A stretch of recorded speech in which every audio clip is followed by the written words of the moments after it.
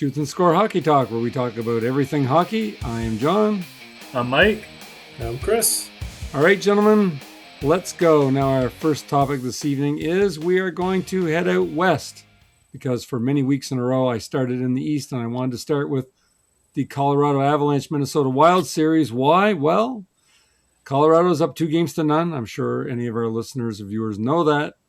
And game one was something remarkable to behold, to say the least, with a 9-6 score, more like a football game than a hockey score. It was difficult to keep track of the goals, the goal scorers, and this game is only the second playoff game since 1994 to score 15 goals in one game.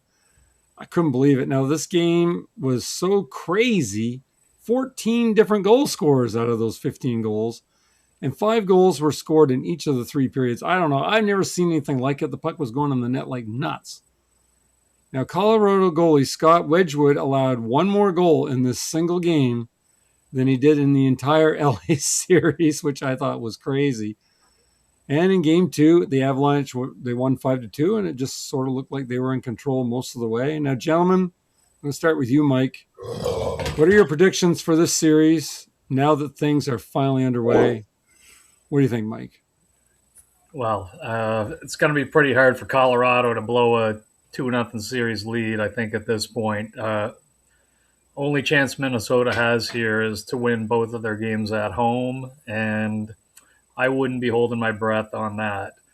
I watched both of these games for the most part, and the first game, it was like, the goalie's save percentage is not good on either side. So then Minnesota moved to Gustafson for the second game. Yep. Which, not surprised. I mean, a goalie gives up 8 goals, you're going to see what the other guy can do. So, Gustafson didn't really do much better. Just let it in the first 2 shots. So he did. You and I were talking back and forth and said this looks like the game from the other night. Well, out of the 4 combined shots in the first 4 shots, 3 of those shots were goals. It was 2-1 for Colorado. So, luckily for both teams, the game kind of simmered down from that point on, and it wasn't another 9-6 game. But, I think I would think they go back to Wallstedt. I mean, Gustafson really didn't stand out, so I would think they would, but who knows? I don't know if they've announced the starter for the next game or not. High-scoring game. Sort of expected the game to be high-scoring to a certain degree, not to the amount that it actually got to by any stretch. Would not have been shocked to see like a 5-4 game type of thing. So I expect this series to probably be high scoring moving forward, whereas it's already at that point. So I doubt that we're going to see much change there. Like I said, Minnesota has got a steep hill to climb now, being down 2-0. They've got to win, I think, both games at home in order to get back into this. So if not, Colorado will be moving on. I mean, I've never seen anything like that before in my life. I don't ever remember seeing a playoff game where it was 9-6. I'm a little surprised that both teams actually, and I mean, they may have considered it, like possibly pulled the goalie and switched the goalie in the first game just to kind of stop the bleeding, so to speak. So, but that didn't happen either side. So, well, strange times we live in. Chris, what did you think of this absolute shootout? Yeah. Historically, I don't put much stock in game 1 in series and best of 7. No, I don't either, but it was just the sheer goals. This is where the weird stuff happens, right? When the 2 teams are coming off another series, if you're tired or not revved up and ready to go. And sometimes the weird stuff can happen. And yeah, it obviously showed up with 15 goals being scored. And Wallstedt, who I said, I think he's a potential to win the series for them. And then boom, blew up. And then in game 2, so in game 2, though, I know you mentioned Avalanche looked like they had control, but analytically, they did not have control of that game. Um, and I didn't see the game, but when I looked at the stats, I was like, "Ooh, interesting." So the expected goals was pretty close, but Minnesota was slightly ahead of them, 3.1 to 2.9. The big thing I saw was what they call 5-on-5 goal share. Um, so what these numbers mean, if you're over 50%, that means you are producing more offensive chances than you are giving up on the defensive side, right? So if the numbers are really high, that means you're tilting the ice, as people like to call it, right? You're spending a lot of time in the other zone and not in your own zone. Minnesota had 15 players over 50% in game two. Colorado only had 5. So that means Minnesota was driving more offense than they were giving up. Majority of their team was, versus Colorado, which seems like they were giving up a lot and not producing a lot. So when it comes down to, I think it's just Minnesota, the goalies need to make some saves, and it never happened in either game. Nope. If their goaltending can get back to the level like they were playing against Dallas, then I think Minnesota still has a good chance going home, returning the serve, getting 2 games, and making this the best out of 3. But they need some goaltending because it looks like I think they can definitely play with them. Well, it doesn't surprise me that they can play with them. What I noticed, though, was I believe, I have to go back and check just to make sure, but I'm pretty sure that Colorado scored 2 power play goals in that game. And that's something that they have not been doing, really, scoring power play goals. And here they are scoring on the power play. And what did we say at the beginning of the year, or closer to the early part of the year? If the Colorado power play starts going, look out. Mm-hmm. And, maybe that's the difference, the power play. We'll see. That's why when you're looking at your stats, it's always 5-on-5 and not the power play. But the power play does matter. I know I talk about it a lot, and I've got some questions about it tonight. I know expected goals you can take away. You can make it 5-on-5 or total. So Right. 3.1 to 2.9 was everything. But you can also take out, that is with, but you can also take the power play out and see how many expected goals 5-on-5 they're supposed to bring. Right. Usually it's only like one versus one or something like that. But then, the power play you create chances that you expect goals to score. And Makar, he left and then came back, which I thought was really strange. Did anybody hear what was wrong? That hit by Foligno. That's the only thing I saw from the first game. And people were freaking out initially, saying how he's hurt other guys before. And I saw the hit. I'm like, that is nothing. Like that, there's nothing. Those are just a hit. It was a solid hit, right? And yeah. I think Foligno's history, people were getting on him, but I'm like, that's nothing, guys. Enough. Then he came back and scored, I think. So he should have come back because he looked like he absorbed it pretty well, right? He should not have gotten hurt in that play. Well, he was out for the whole period after that, so I don't know. Strange. Mike, did you see that or have any comment on that? I don't recall it, to be right offhand. I didn't. Nothing stood out as odd to me, so I didn't notice it. Okay, all right. Well, if you guys are done with that, we'll go on to our second topic. We're done with it, all right. The Buffalo Sabres Montreal Canadiens series, the thing finally got started last night on Wednesday. I mean, I was like, my goodness. You got 2 series that are two games in the books already before this one even got started. Score was 4-2 for the Sabres, and I thought Montreal looked a bit overwhelmed, especially in the early stages. They didn't give up by any stretch of the imagination, but they just didn't seem to be quite in sync. And it seems like Buffalo presses a lot more and differently than Tampa Bay does. And maybe Montreal wasn't really used to that. But all I hear about on the TSN when I'm watching the news in the morning is how all of Montreal's top line's not scoring. Their top line's not scoring 5-on-5. Gentlemen, what did you think of game 1, and does that change what you're thinking for the rest of the series? Chris, go ahead, start. What do you think? I watched maybe about 5-6 minutes of it after watching the show. Way to be. Flipped it on. I thought, I'll watch a little bit, see what's going on. I see Buffalo's winning. I'm like, yay. And then I saw who's the big guy on that team? Slavkovsky? Oh. No, in Minnesota?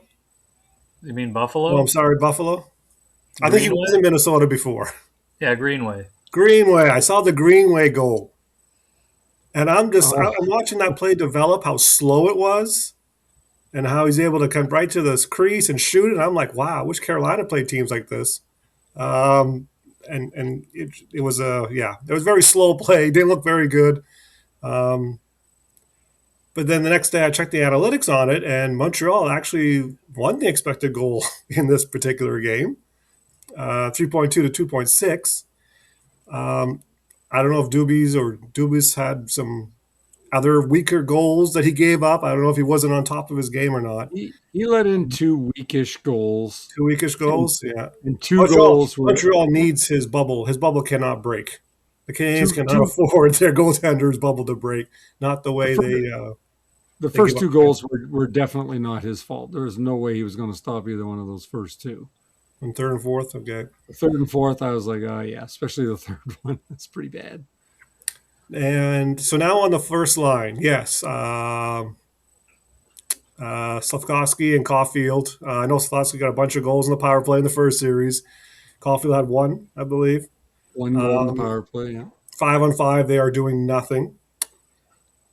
I think, of course, people have always, Caulfield being a small player, and we talked about this in the past about you were saying he doesn't have almost any empty net goals, right? And I said, well, maybe they don't put him on the ice when they're trying to, yeah. Well, you he had know, for zero. I checked, and he had zero empty and net goals I guess during the whole when season. Carolina, yeah, when Carolina played, I noticed he's not on the ice at the end of the game, right? And in Tampa, he was not on the ice in the end of those games, those No, close one goal games, right? So, but the other thing about Caulfield, it's shot volume. In the regular season, he averaged 3 shots a game. And right now, I think I looked up and he has 14 shots in 8 games. yeah, he's under 2 shots a game. Yeah, If he scores a goal in the first shot next game, his shooting percentage will be 15%, which is pretty good, right? He'll only take one goal, but that's not enough for a player that, like they. I don't know if it's the system. I noticed in that was game 6 or 5 in the power play when Montreal was trying to come back. Caulfield was standing beside the net, empty net stuff, and they never passing the puck, and it was the other guys shooting the puck. I'm like, this is your 50 goal scorer. What's the plan here in your power play?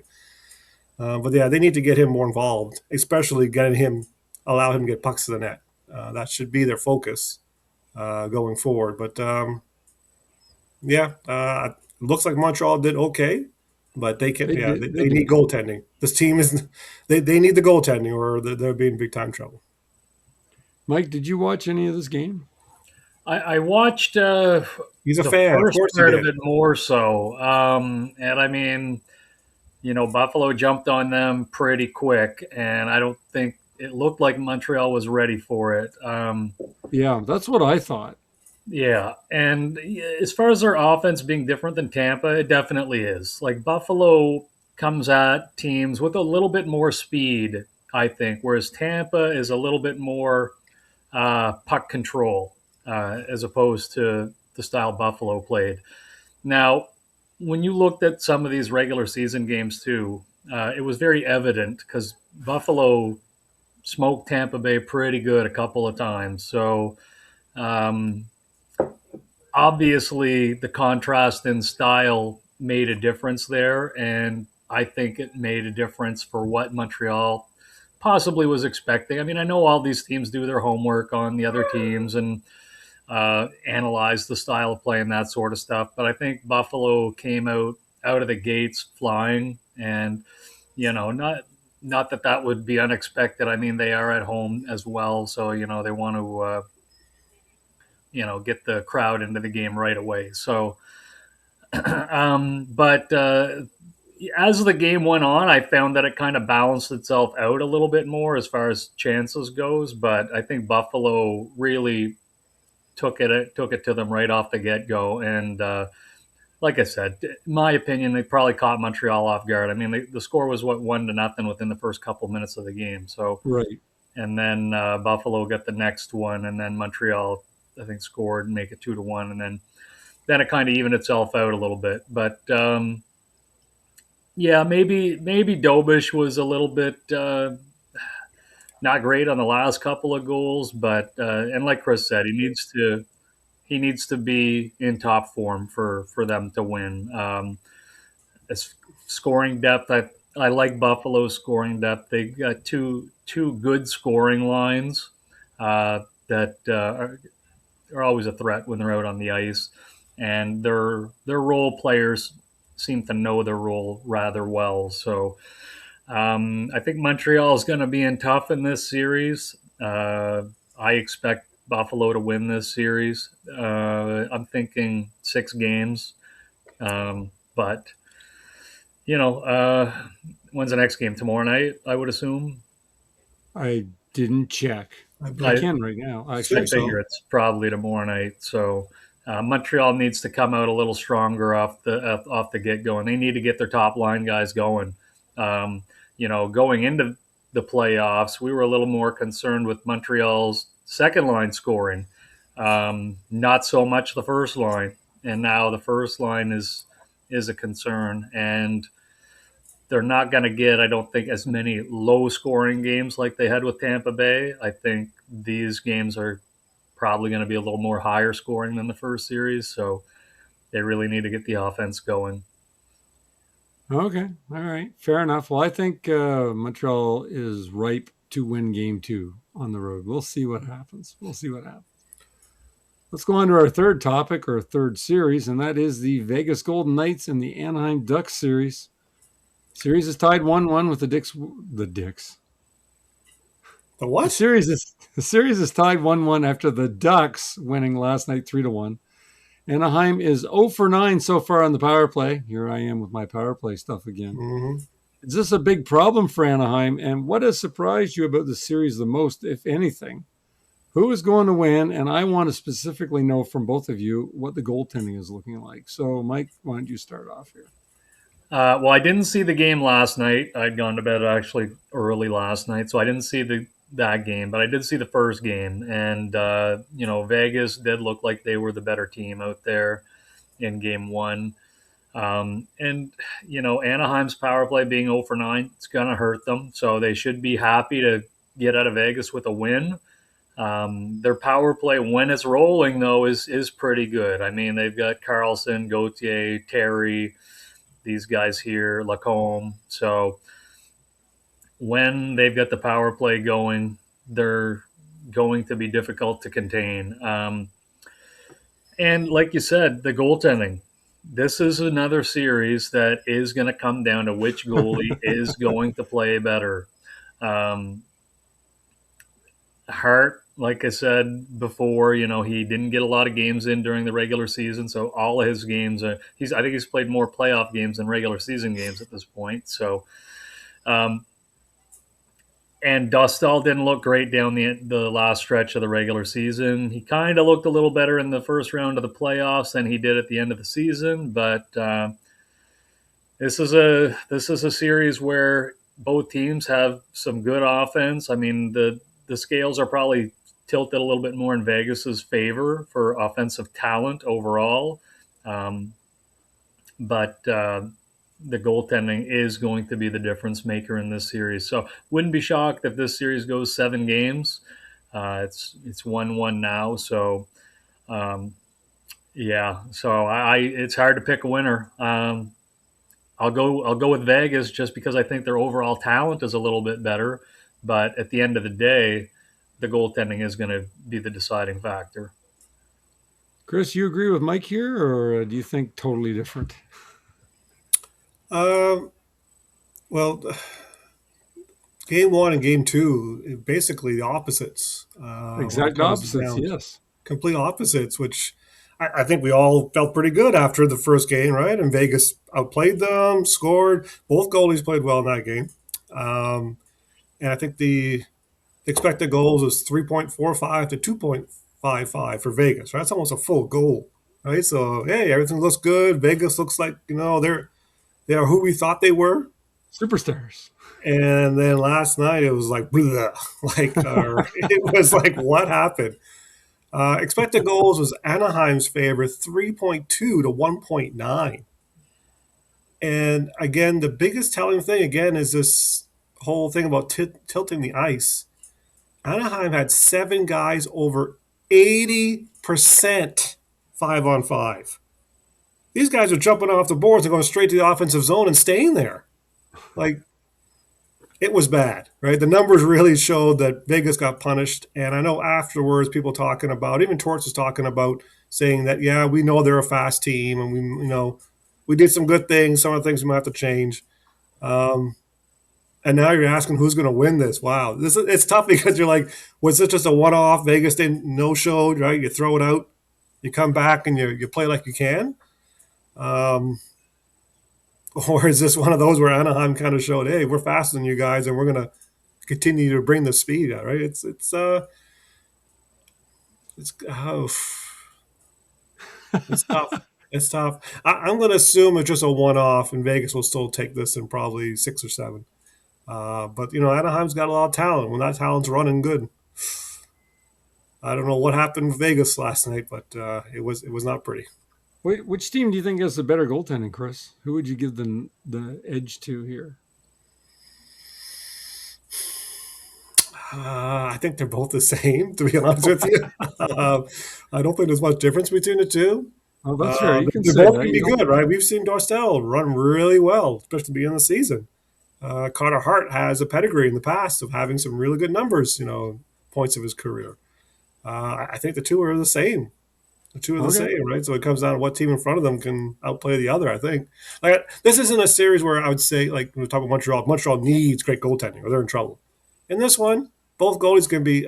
These teams, the goalies can be average because they can score. Um, yeah, it's. I think they're both even when it's all said and done.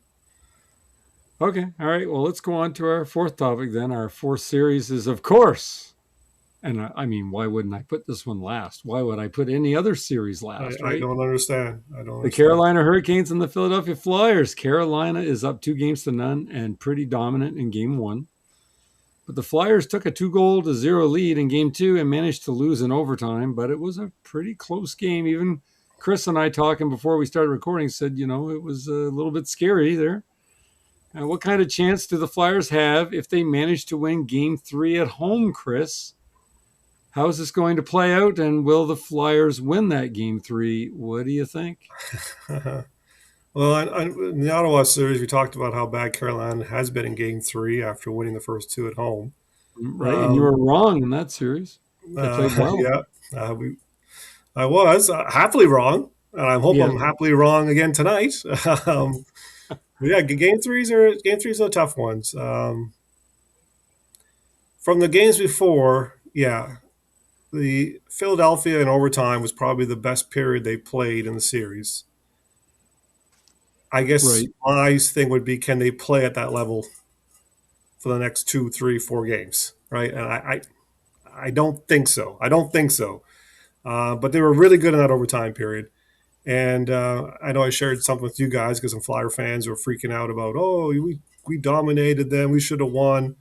And Jay Fresh said, okay, I'll give you the expected goals. And the expected goals was 5 to 3.65 for Carolina. Yes, Philly had a great overtime, but yeah, Carolina should have had 5 goals in that game, right? So let's not forget about how the game went. It was still in Carolina's favor.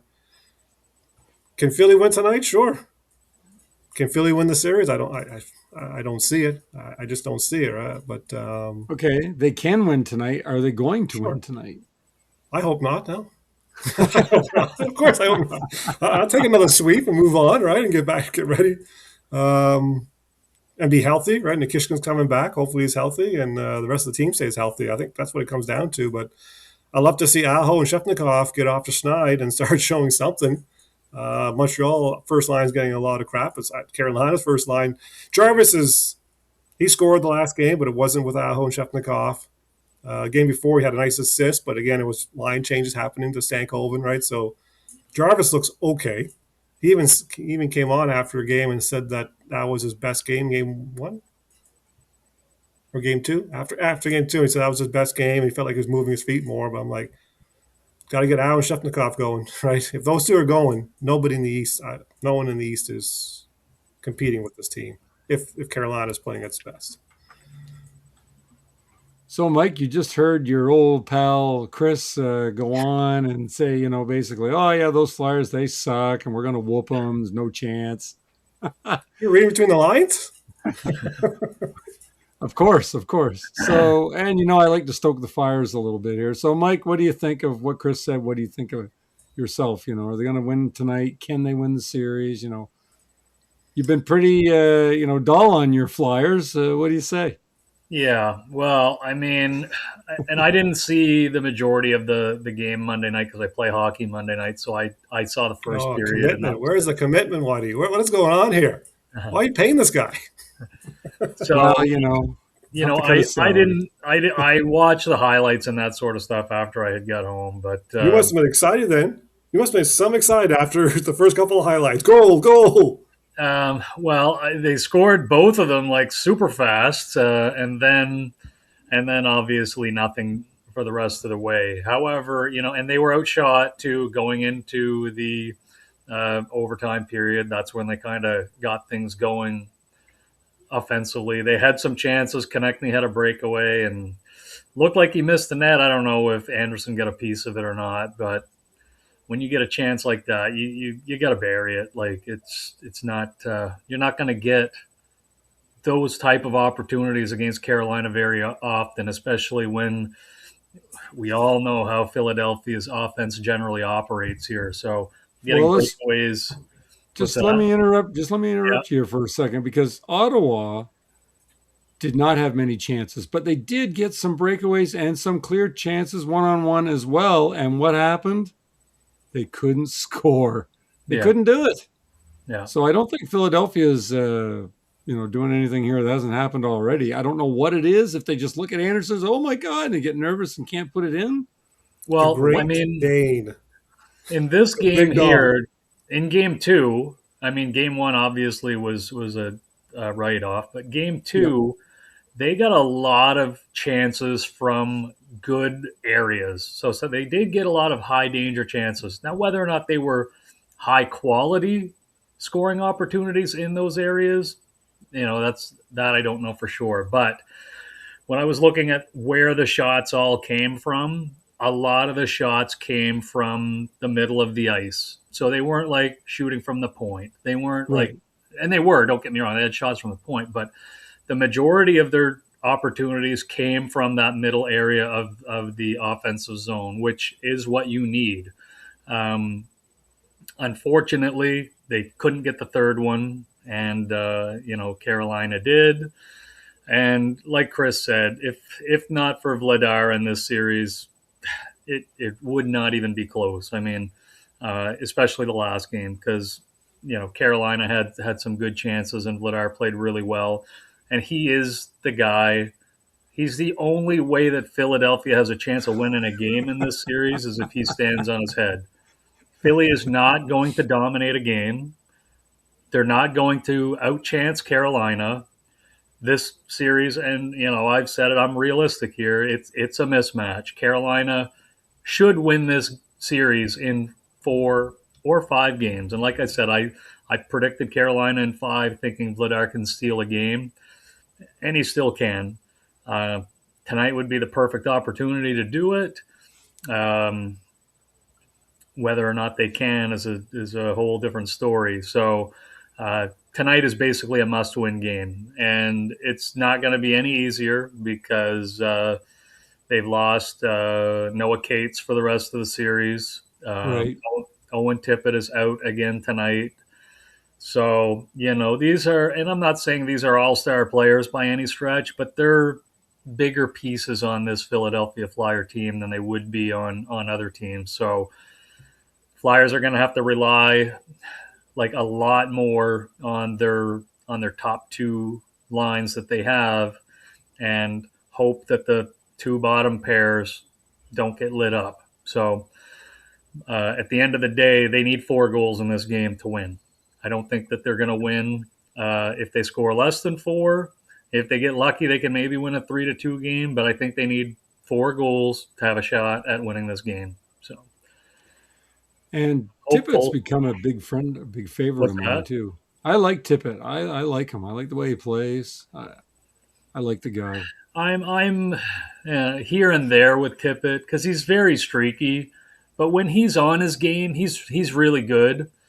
But when he's not, he's like invisible. So it's a coin flip of what you're getting with him, but obviously we're not going to get anything because he's You're not not going to get playing. anything. No chance, right? No chance. Right. I think So, I mean, Tippett, as they would consider a low IQ player. Ouch. He's got the tools. He just doesn't have the toolbox. I think is what the saying goes, right? He can skate like the wind. He can shoot the puck. When he's taking the puck to the nets, he's good. yeah, But then there's a lot of stuff when he's not doing that. You're like, what is he doing? What's he going? Where's he going? Like, who's he? Like, it's upstairs with Tippett, and yeah, he is what it is. Just like Jake DeBrusk, like a lot of these guys, right? They have all the assets. You think this guy should be a player, and in the day, he's not a player. Right? He's good, but he's not going to be better than that. right. Just like Russ Courtnall. Yeah, that's an old school guy like that. Yeah. Faster than the wind and missing the net. That's what I. Okay. Well, was there anything else you guys wanted to say about the series? Because I know between you, this is going to be the favorite. So, no. No, No, I just hope Carolina stays healthy and their big guy starts scoring. And Yeah, and they are relatively healthy too. I mean, it's good for them anyway. So, last few years they've had injuries, but okay. Well, I want to go. I have another topic here, and there's something else I want to go over that has to do with this healthy games off thing. But I have a fifth topic, and I just wanted to mention the draft lottery on Tuesday evening and how the Toronto Maple Leafs somehow won the number one overall pick with the fifth best percentage at a whopping 8.5%, which is, not a very good percentage. If we're playing poker and I think I'm 8.5% to win the hand, I'm getting up and putting my coat on. you're putting your coat on. Yep. Yeah, they got very, very, very lucky. Will the Leafs mess things up like they usually do? Or is this a can't miss star that they're going to get? What do you think, Mike? well, if they mess this up, they should fire Chayka as quickly as they hired him. I mean, think and they they should even fire asked him him. anyway. Apparently, they even asked him about this, and he wouldn't tip his hand on which way he was leaning. I mean, the Toronto fan base will lose their mind if he even considered picking anybody other than McKenna in this. Like, Stenberg, yes, he's a pretty good prospect too. Verhoff, I believe, is the defenseman, but you got to take McKenna. I mean, and I get that some of these teams don't want to say, yeah, well, we're taking McKenna right away. I get that they don't want to say it, but I mean, yeah, they can't screw this up. I mean, really? It's the Leafs. They can screw up a lot of things. I mean, after they pick them, maybe they'll screw them up, but they can't screw this pick up. It's going to be McKenna. I mean, they'll be vilified if they did not pick him. Just because he is the name guy going in. He's been the number one consensus guy for so long. 2 years? Well, I know that they had said Verhoff was closing the gap on him, the defenseman, but I don't see that happening. So McKenna is the guy they're going to pick. They can try to deflect or whatever it is they want to do in the meantime, but I mean, this is, after Austin Matthews' comments there this past week about not being sure if he's going to be back or not, I mean, this doesn't hurt those chances. I mean, but Toronto's got a lot of work to do either way. I mean, there's no quick fix for this team. They've got nothing in the pipeline coming up. They've got no, aside from this draft pick, they've got no high-end draft picks for the next 2 years because both first-round picks already are gone for the next 2 years.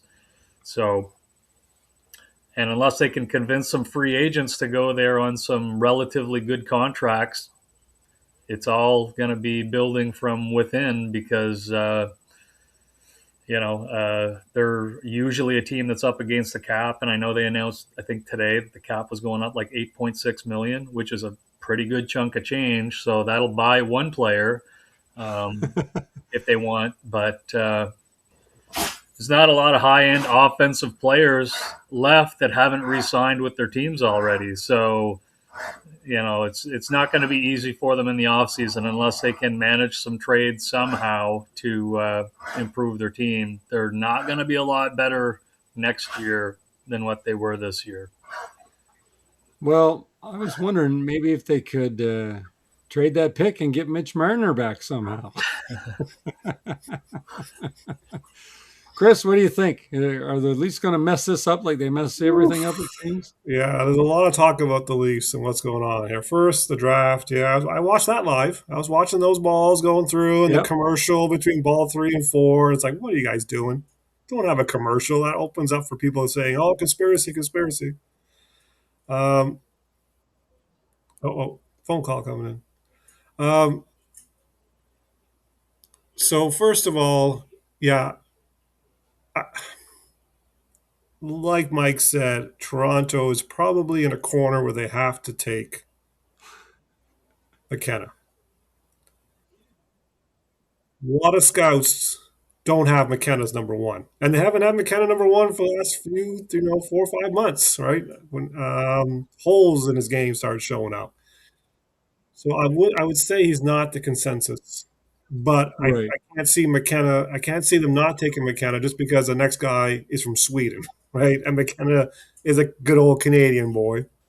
Um, and there's a lot of good defensemen coming up after those two guys, right? It'll be interesting, but yeah, I think they have to take McKenna or people will be upset. But John Shaka, whatever how you pronounce it, he's different. He showed in Arizona he's a little different. So maybe he is willing to put his foot down and say, no, we're taking Steinberg, right? We believe he's the best player. 5 years from now, probably the best player. People talked about how the current Toronto, well, not current, but as of last year, right? All these high end forwards, but they always said they lack grit. They lack grit. We got to bring in these other guys to help the team with grit.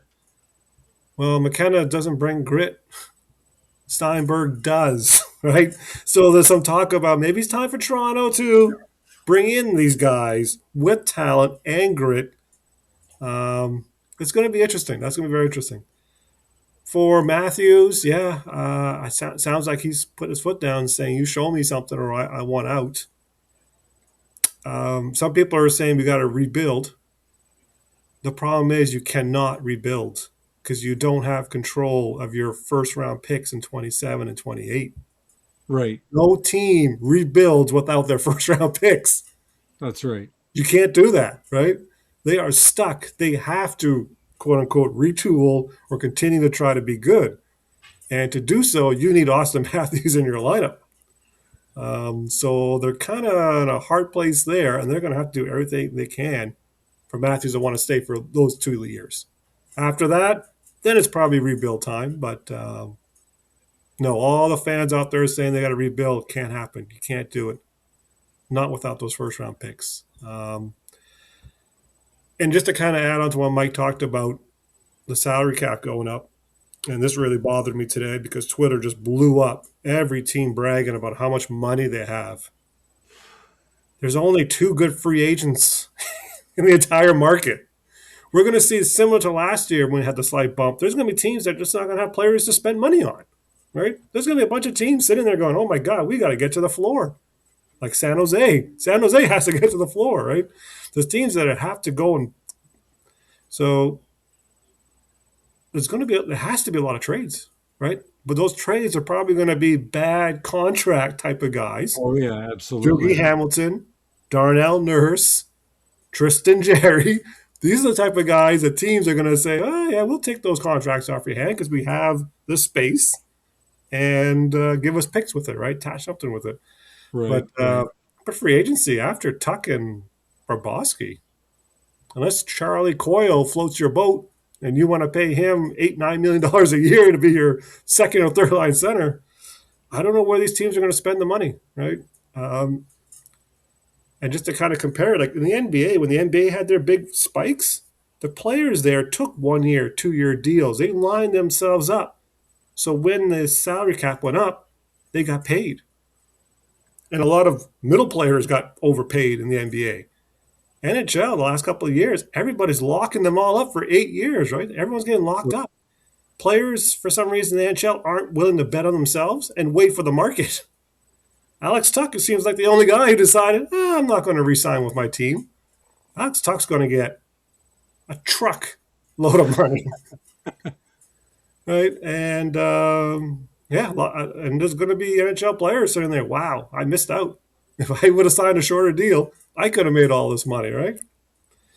And yeah, a lot of teams come summer are going to be sitting there with $30-40 million in their space, and they're like, "What do we do? All right, let's go help Edmonton and get Darnell Nurse off their tail, right? Let's go get Doogie Hamilton." And those are the type of trades I think we're going to see a lot of. But it's not really making the teams better. They just have money they can't spend on because there's nobody. The restricted market, there is at least 10 good players there. We'll see if teams want to, be the. Maybe that's where people hate Carolina because they use the old signing of guys there, right, and restricted free agency. But there's teams out there, if they want to go for Robinson, they can offer Robinson a ton of money, right? There's a few guys that are available in the restricted side of it. Anyways, yeah. So that's my ramble, and yeah, Leafs have to continue to be competitive. They cannot start a retool or rebuild until 2028. And even then, who knows, right? we'll see what happens.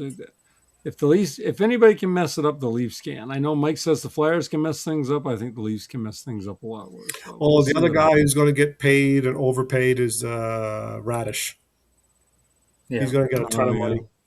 And a lot of people talking about the Leafs might be the one team that might dump that money truck on his lawn there. But yeah, there's not much in free agency.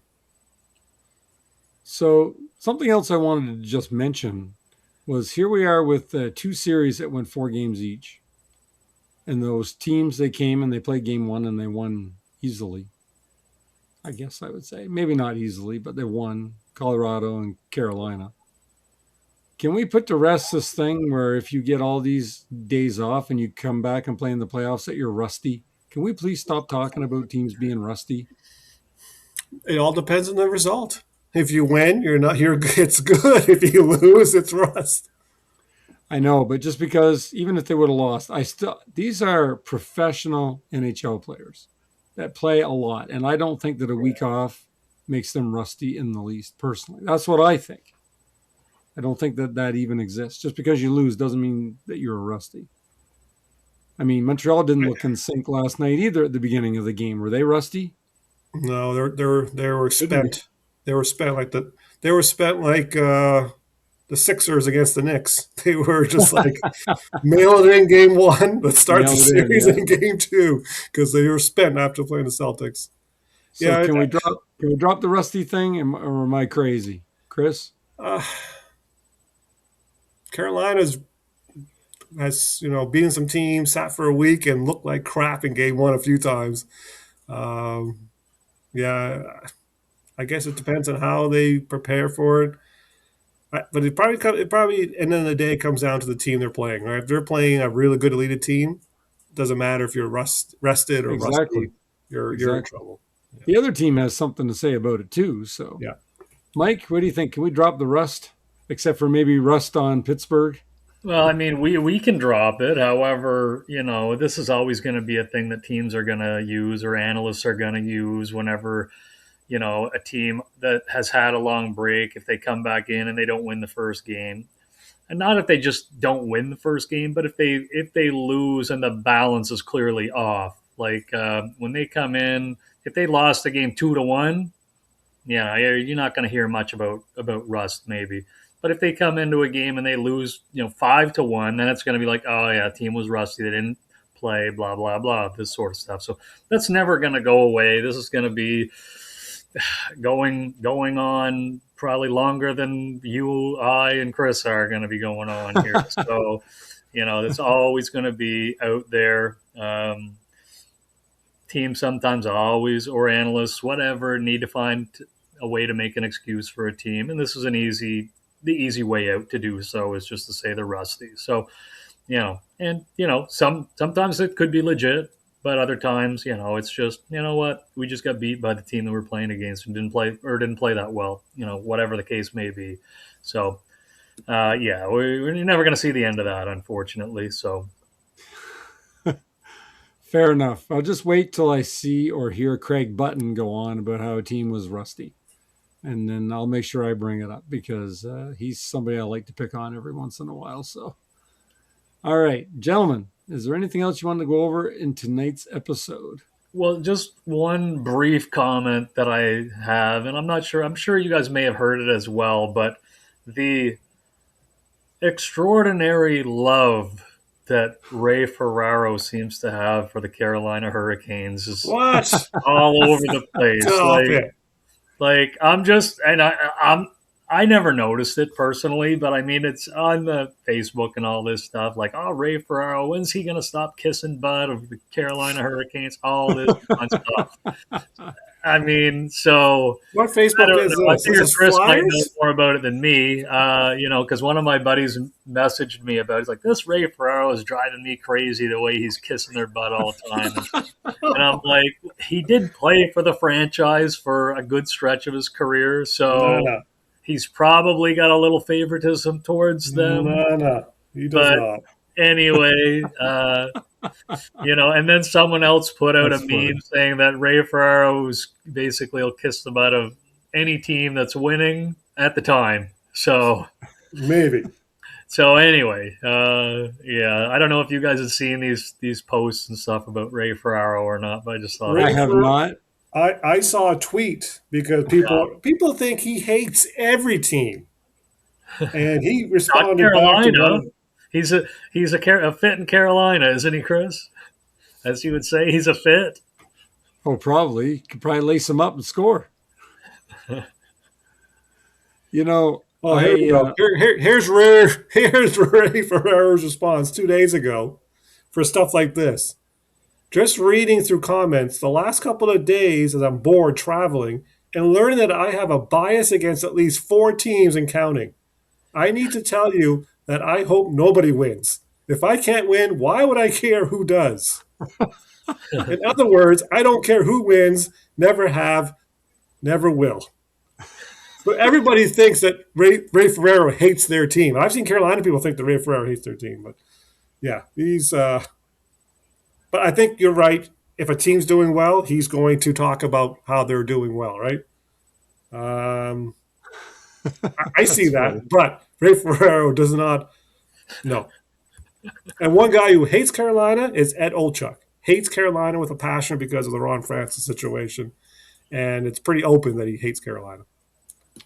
Well, maybe Ray Ferraro should enter the tunnel with Gritty, and we'll see what happens there. Maybe that. Maybe the googly eyes will come to spank him a little bit. You never So I know. got 2 other quick points. One, you guys see the Norris? I don't think Makar should have been there. Makar should not have been there, and Moritz Seider, I think, got screwed. Right? Bouchard, yeah, I get it, but Seider should have been there 100%.